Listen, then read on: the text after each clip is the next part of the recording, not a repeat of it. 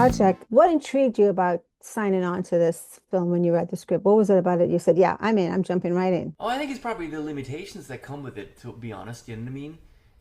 Is it possible to keep a movie interesting for 70 minutes with four people confined to a box of 10 by 10? You know, granted, traveling through spectacular landscapes, but also how to make that, how do you get that done? But most importantly, can it be interesting? You know, and what's the filmmaking techniques that one needs to apply to hopefully make it interesting? Yeah, because I was thinking about that. I'm thinking, okay, wow, you've got these people trapped, all this chaos is happening, Yeah, and we don't want to lose the human side of the story. yeah. What were some of the things that you were thinking about when you set the tone? You're like, okay, I got to make this work. Were there some technical things that you felt were super important for you? Well, I think the most important thing is if you have to, you kind of had to consider it a stage play. It has to work as a stage play without any of the surroundings. You know what I mean? It's all about the characters. And if the characters are intriguing, if they give us enough layers to discover who they are to each other, if that's the story, then all I need, in a way, are four great actors, which I got, and then I'll just almost like a failsafe. You know what I mean? It's that was the thing, and then in in connection with that, inevitably having to shoot most of the movie against the blue screen, infuses it with a heavy amount of artificiality. Inevitably, particularly in our money, we're not Avatar. You know what I mean? Have to kind of cook it down a little bit. So even more so, I think if the movie has an artificiality about itself, I think the emotions need to be real. The emotion needs to be human, needs to be relatable. You know what I mean? And so that was sort of the thought behind it, and all the technicality of it all is secondary. It can take front stage. I was so scared half the time. I was like, oh my God, what's happening? It was so good because I was so on my seat Oh, thinking, this can't, what are they doing? And then when the thing, I'm not spoiler alerts, yes. of course, right? I'm just, no, no, no, stop. So my heart was pounding. And at the same time, I really loved the building of the chemistry of what was happening with the characters. So Yeah. were there any things that they did that wasn't really part of the script per se, but you Yeah. felt, oh wow, this kind of flowed and this is going to work? What was that like? Well, actually, a lot, I will say. I mean, the script kind of gave us a great backbone to work with and a great sort of setup for the characters. Inside the scenes, particularly between Jeremy and Hera, which this is all about. It's about their marriage, right? And whether it unravels or whether it solidifies or heals. But they filled it in with so much three dimensionality and background and information that I encourage them to go off the page. And sometimes you go off the page only to come back to the page. There were cases where Hera, who's an incredible actress, I will Yeah. say, and together with Jeremy, it's just like I could not have been happier. Um, but they were able to talk about things that were in the subtext and voice them and specify those things about themselves, only to then come back and bring it back into a condensed sort of state. And it has to do with just their process of allowing me as a director in on their characters. So, a couple of days into the shoot, I would talk to Emmy, I would talk to Zach. I wouldn't talk to Jeremy or Hera. I would talk to them, and they would, allow me into their deep inner secrets. And that, of course, made it very easy to understand. Oh, okay, well, this is where the camera has to go to capture that moment because that's what it is all about. And I understood what was going on. That's the most.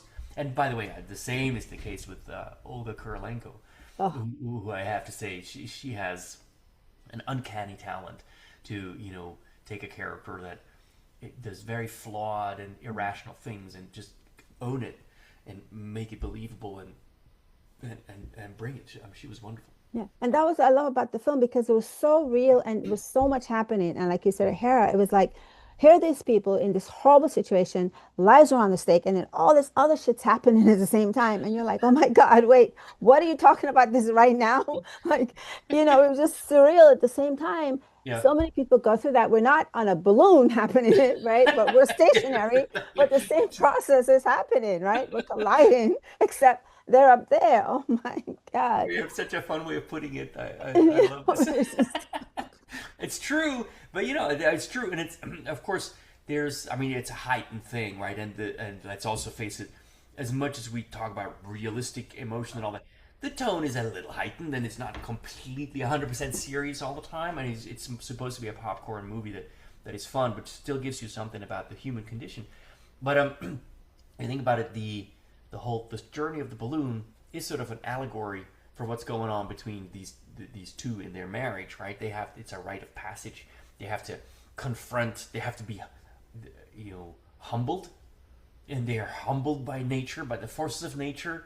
Like Kelsey says, you have to surrender to the elements. You have the journey as the destination. It's all of that is sort of built into, and then the question is, can they weather the storm? And it's an actual storm, but it's also a storm that is, symbolic between the two of them. And do they come out whole, or is the storm completely tear them apart? So that gave us license to be a little bit more broad with these things. And there were surprises in there again. We're not going to say what the surprises were, but it was that kind of thing. And what I really loved, I loved some of the shots and the way the angles were done, and how you got into their space with their faces. And we saw the soul like working through Oh, that. thank you. So that was really brilliant. I mean, for as a You know, director, are you thinking, okay, this is where I'm actually going to do it now? Or yeah, did yeah. it kind of flow like a dance with you, is what I'm trying to say. You know what I mean?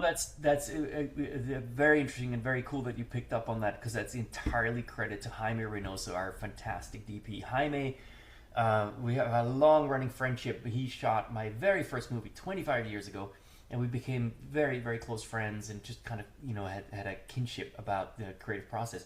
He then went on to shoot fantastic things, including the thing that I still admire maybe the most of his work, which is Bloodline for Netflix, if you remember that. So he shot all of that, and he developed sort of an approach, a handheld, very sort of fluid documentary style approach. And because he's such a lovely man to be around, he has a way to, exactly what you said, you get into the characters, and see their soul, and do a dance with them, and that's precisely what he did on this movie, and I'm so grateful for that, because that's what he does. Yeah, and it was great because you're looking at that, you're feeling the energy, you're seeing the Yeah, drama, you're seeing the chaos, you're seeing the terror, but you're yeah, seeing the life at the same yes, time. yeah. And you're seeing Jeremy's mind going, oh Lord, what Well, was, what a the schmuck, character's mind, right? Exactly. going, oh, what am I doing now? But there's so much more I want to ask you about this film, but you did such an amazing job. And I really Thank you think so that's much. something people should watch the film, not just for the scary part of it, but for what we need to know about ourselves internally Yeah. and the choices we make Yes. and how that can Yes. manifest in the strangest ways while you're Exactly. in a balloon. Sometimes those choices come back to haunt you. Yes, exactly. How would you describe the film in 3 words? And then that's it. Was that? 3 words to describe the movie. 3 words. Oh, I don't know. 3 words? Yes. God, you can't constrict me to that. Okay, 4. I don't know. Height, beauty, and truth. Yes. That's it. Yes. Three Thank words. you. 3 words. Thank you so much. I love Thank your you very work, much. and the film is so Thank you. cool. Oh, And I thank you can't wait so to see much. more what you do. Thank you What a again. pleasure to talk to you. Thank you so Thank much you. for taking Okay, your time. bye. Thanks. Bye.